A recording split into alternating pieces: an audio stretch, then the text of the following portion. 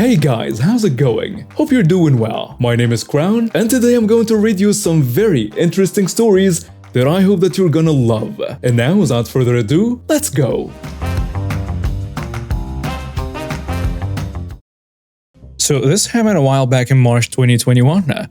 So my memory of the story isn't 100% clear, but I'll tell it the best I can. Part of my routine of getting back into the world is going to the gym on a regular basis, and I decided that I would sign up to a larger purple-themed branch of the gym. I'll let you guess which. Anyways, I went in for the first time and there were two ladies working at the reception that were around my age, 20s. I began talking about signing up for the gym, and being the antisocial person I am, began talking and asking way more questions than I thought. Not important, but I'm trying to tell the story right. A few minutes later, an older gentleman, I'm going to assume he was either a grandfather or a father, because he definitely had a dad bod, talks to the other women about locker stuff. I didn't really pay much attention to the conversation as I was talking to the other women, but what took me aback was the next thing he did. He not only yelled at her with names I shouldn't say here, but then also smacked a hand sanitizer bottle at her. Not hitting her, but just being a dirtbag about the situation. The lady then cancelled his gym membership for assaulting a staff member. Needless to say, we were all very good friends after this altercation. A little background on this story. First, I have a fairly decent car for it being so old, 16-year-old Dodge Neon SE, and I have zero interest in getting anything different since it's reliable. Still gets great gas mileage, is completely paid off, and handles great. It's blue with a massive rust spot on the rear passenger side, just above the gas tank, but I don't care. It gives the car character, you know?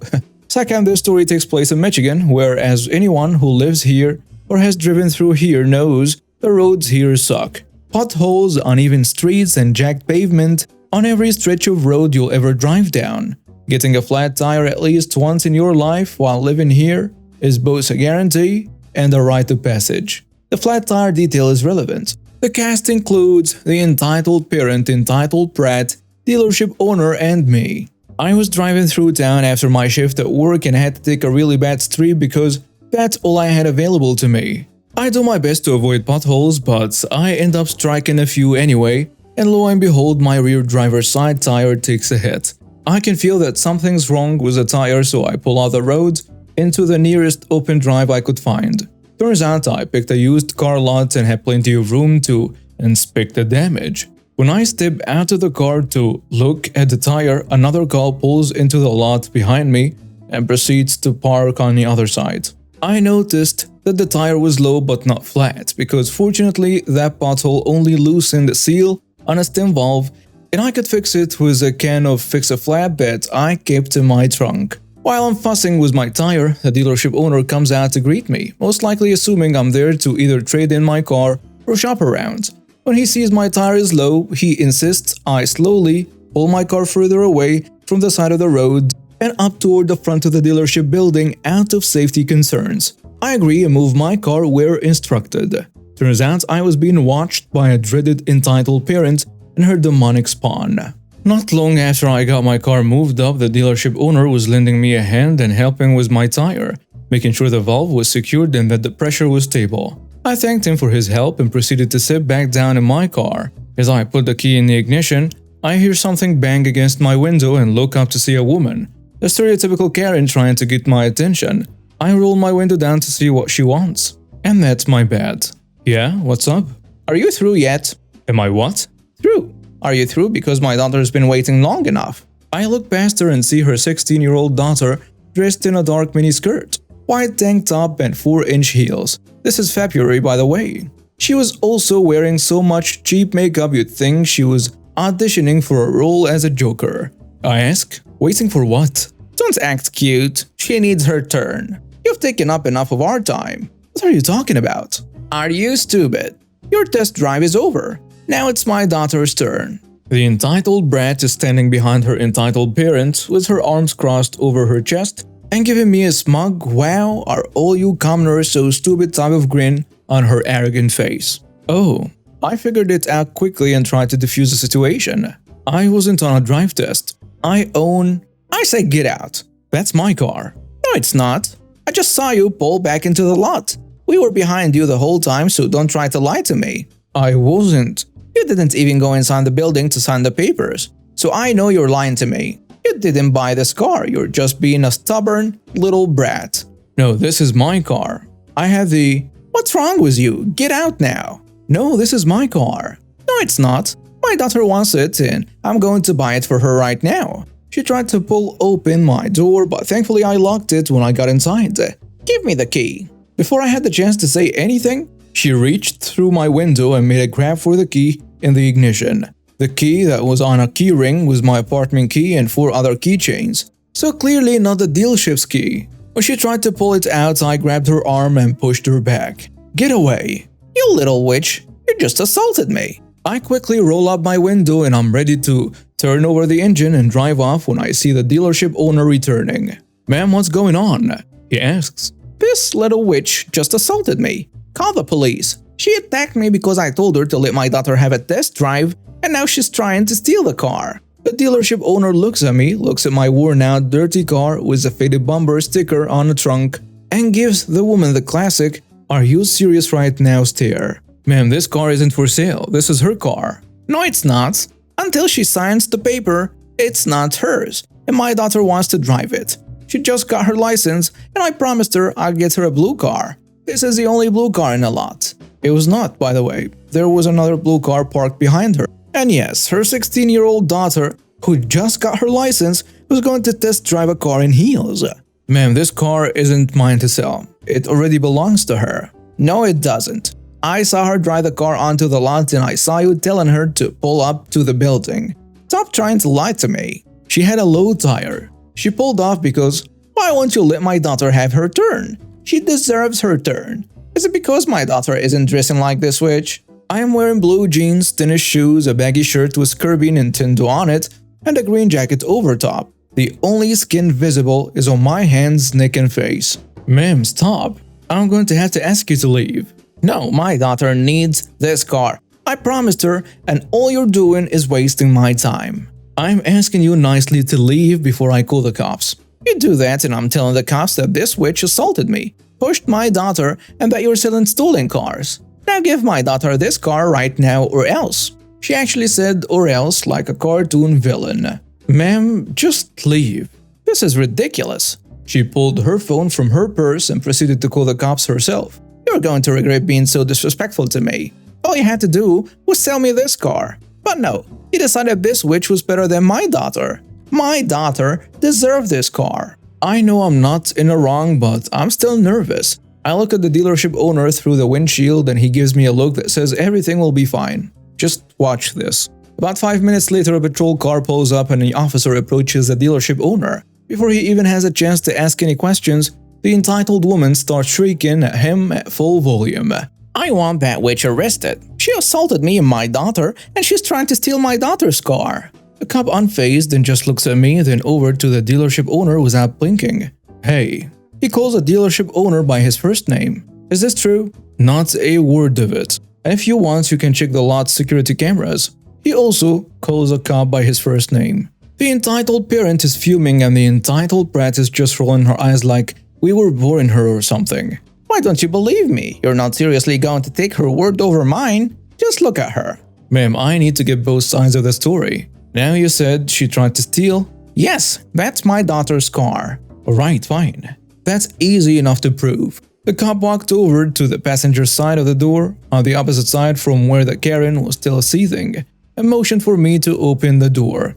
I did, and he of course asked for my ID, my registration, and my proof of insurance. It didn't take the cop long to notice my name on a license and a name on the registration, which was also dated from almost 2 years ago. Of course they were a match. He just nods, hands me back my stuff and closes the door. Ma'am, that's her car. Not possible, she just got her. She couldn't have signed the papers. Why are you all against my daughter? She needs a car. Ma'am, you do realize it's a crime to try to file a false police report, right? This car isn't stolen and I seriously doubt she assaulted you. I am going to look at the cameras. Karen tried to leave but the officer wouldn't allow it. He looked over the footage, realized she was the one harassing me and took her away in his car. I thanked the dealership owner and the cop before he left. After slipping me a business card, He joked that if I ever needed another car in the near future, he'd ensure that no crazy people were hiding in the trunk. Hey everyone, hope you're doing well and having a good time. I've got some exciting news for you. I've just launched a brand new channel called Crown Corner that I will be narrating stories on it daily myself. Let's just say that if you love hearing about unbelievable entitled people and those unforgettable Karens, you're going to love what's in store on the new channel. So here is what I need from you, my good friends. Head over to the new channel, you'll find a link in the description below, and hit that subscribe button. Don't forget to turn on notifications so you won't miss out on any of our wild stories. Your support means the world to me, and I can't wait to see you there. Let's keep the stories rolling. Thank you so much for being part of this journey with me. And now, let's dive into our stories. Totally forgot about this until I heard a similar story. This happened many years ago, but I remember most of it because it was just so stupid, and I briefly wrote about it in my journal. I'm female and at the time was in my late 30s, as were the rest of the group. I used to have a friend, she moved so we lost touch, who had an uber witch of a younger sister, along with her rotten little 8-year-old female goblin. I mean, this kid was such a jerk and her mom enabled and indulged her. This kid would always take other people's stuff and either mess with it, break it, or eat it, or steal it. I would throw a fit if you stopped her, causing her mom to get in your face. Of course, her mother never offered to replace anything. One night, a bunch of us, all women this night, went to my friend's house for a horror movie marathon night. We did movie night 2 to 3 times a month, always with a different theme, and friends and spouses were welcome. And each of us was expected to bring a snack, drinks, alcohol was optional, and 1 or more movies we'd then pick via mutual agreement. The 3 or 4 we liked best to watch. Suffice to say, young kids weren't allowed. We were well into our first movie and 2 bottles of wine when my friend's front door opens and her sister walks in, unannounced. Says she's going clubbing and tries to dump the kid on us because we were staying home anyway, so it shouldn't be a big deal. My friend was pissed and refused to watch the kid because she later told us that 1. She's a spoiled and destructive brat. 2. Her sister didn't call or ask despite multiple warnings. 3. This was her time to unwind with friends, not babysit her sister's rotten fruit. 4. None of the movies were remotely child-friendly and she wasn't gonna alter her plans just because her sister wanted to go clubbing. 5. Did I mention the kid was a spoiled, destructive brat? She didn't say any of this, just gave a flat no, to which both her sister and the kid threw a tantrum. Turned out she told her daughter she would be having a fun movie night with Auntie. As they argued, the kid took the opportunity to grab the remote and start playing the DVD we paused when they let themselves in. It was a 1980 remake of The Plot Pen Was Mine, and she started watching.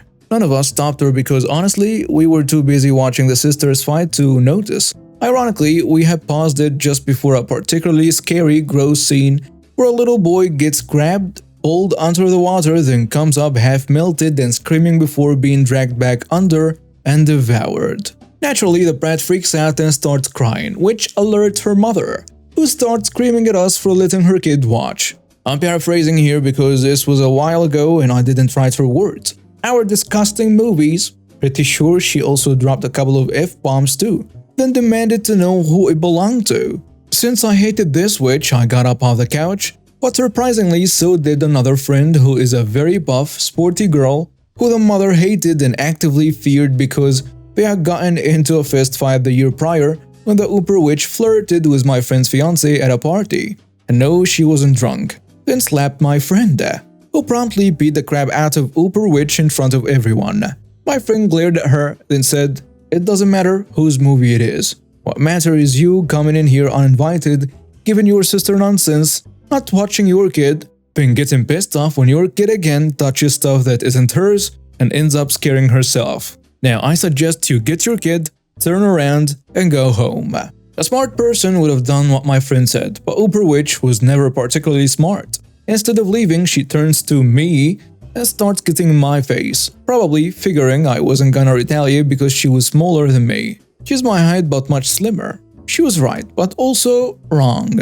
I have a temper, always have, but my temper will first manifest as sarcasm, right up until I either reach my saturation point or the clown picking the fight touches me. Then it's game on. And by that point, I don't give a damn if you're smaller or bigger. So she got in my face, screaming a mishmash of oral flatulence I didn't really listen to nor care about except a sentence or two, like, "We needed to care for her kid." When she stopped to take a breath, I said, "Why is it our job to watch your kid? It's not like any of us pushed her out of our womb." Upper H actually gasped, like someone in a graphic novel, and yelled in my face, "You have a son?" "Yes, I do," I replied, starting to get really mad. "But do you see him here?" "No, that's because I'm not a self-centered jerk who bring him to an adults-only gathering or dump him on others without asking." This really set her off, and like any entitled moron who can't fight, she tried to slap me. Luckily, she fights like a girl. Too bad for her, I don't. When she pulled her arm back, people never telegraph your blows. I moved slightly to the side, grabbed her arm, rotated it behind her back, grabbed her hair, then planted her face hard in the nearest wall, pinning her arm behind her back. Damn, it felt good. She struggled and cursed, but I wasn't letting go. I told her she had three choices. She could take her kid and leave quietly. I could beat her in front of her kid. I'd never do that, but she didn't know that, and by this point, one of the others had taken the kid into the kitchen, but I was too busy to notice. Or I could call the cops, have her arrested for assault, then call her ex, who hated her because she cheated, to come pick up the kid.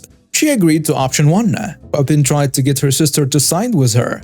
Once I released her, because, well, family. Friend responded by taking her keys, removing her house key, and telling her that neither she nor her kid were welcome in her house and to please get the hell out. The look on the entitled mother's was one of utter shock. She then looked at all of us for support. Why she looked at me for help, I just don't get it. But we just glared at her. Realizing nobody would side with her, she grabbed her kid, called us all a bad name, especially me, and left, slamming the door. Friend apologized to us, no need, we all knew her sister was a jerk, then immediately called her parents, giving them the lowdown and warning them that unless they wanted to end up watching the brats all weekend, they would better get in their car and go anywhere else. Her sister had done this before many times, and to warn the other relatives too. The entitled mother didn't get to go clubbing and soon after lost custody of her kid to her ex.